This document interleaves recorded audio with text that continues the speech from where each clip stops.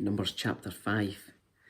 The Lord gave these instructions to Moses. Command the people of Israel to remove from the camp anyone who has a skin disease or a discharge or who has become ceremonially unclean by touching a dead person.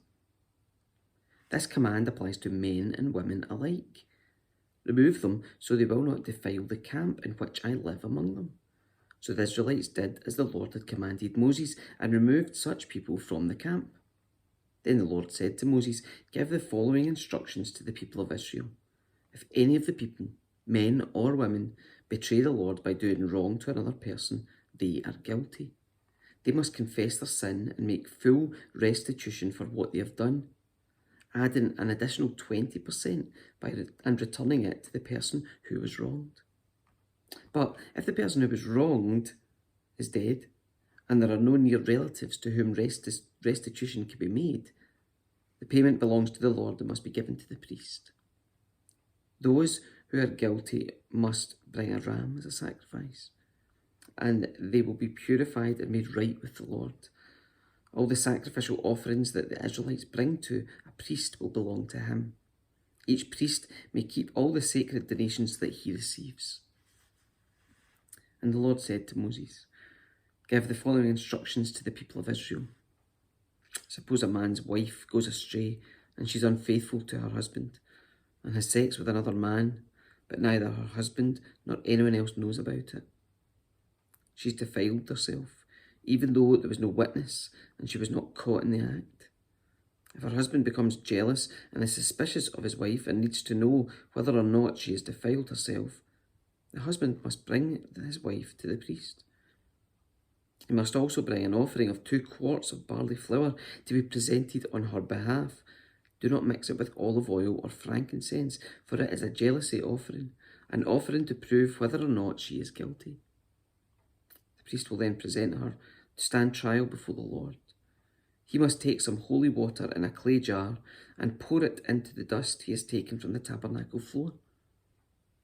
When the priest has presented the woman before the Lord, he must unbind her hair and place in her hands the offering of proof, the jealousy offering, to determine whether her husband's suspicions are justified. The priest will stand before her, holding the jar of bitter water that brings a curse to those who are guilty.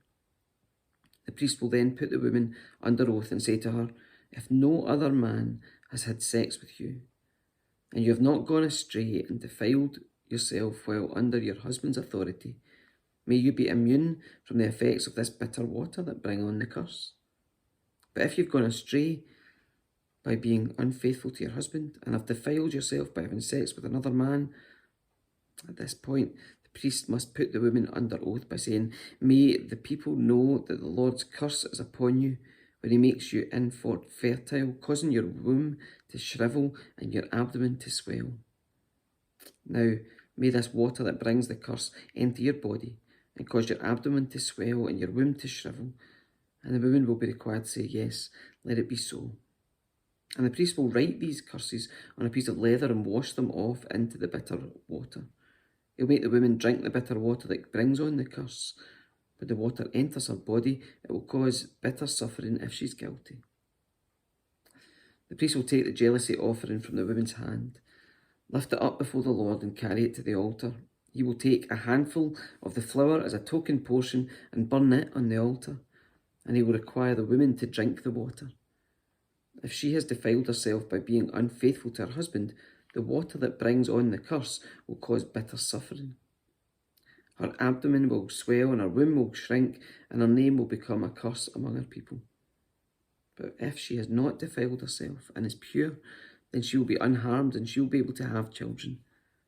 This is the ritual law for dealing with suspicion.